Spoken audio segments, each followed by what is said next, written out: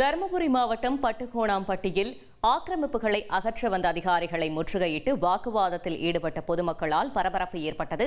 இதுகுறித்த கூடுதல் தகவலை செய்தியாளர் மோகன்ராஜ் வழங்கிட்டு கேட்கலாம். மோகன்ராஜ், வணக்கம். கள தகவல்களை சொல்லுங்க. வணக்கம். தருமபுரி மாவட்டம் பாப்பரெட்டிப்பட்டி அருகே உள்ள பட்டுக்கோணம்பட்டியில் கிராமத்தில் சுமார் 1000க்கும் மேற்பட்ட பொதுமக்கள் வசித்து வருகின்றனர்.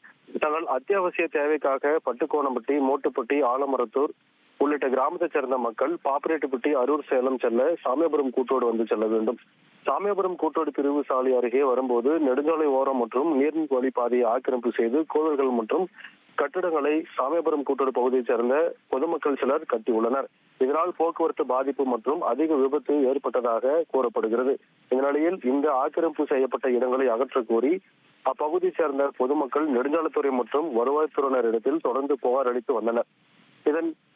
இதன் அடிப்படையில் இன்று நெடுஞ்சாலைத்துறைக்கு சொந்தமான இடங்களில் ஆக்கிரமிப்பு செய்யப்பட்ட கட்டடங்கள் மற்றும் கோயில்களை இடிக்க நெடுஞ்சாலைத்துறையினர் ஜேசிபி இயந்திரத்துடன் வந்து ஆக்கிரமிப்பு செய்யப்பட்ட இடங்களை அப்புறப்படுத்த நடவடிக்கை மேற்கொண்டனர். இதனை அறிந்த சாமியாபுரம் கூட்டோடு பகுதியைச் சேர்ந்த பொதுமக்கள் சுமார் 100க்கும் மேற்பட்டோர் ஒன்று திரண்டு நெடுஞ்சாலைத்துறையினர் மற்றும் வருவாய்த்துறையினர், காவல்துறையினரிடத்தில் கடும் வாக்குவாதத்தில் ஈடுபட்டனர்.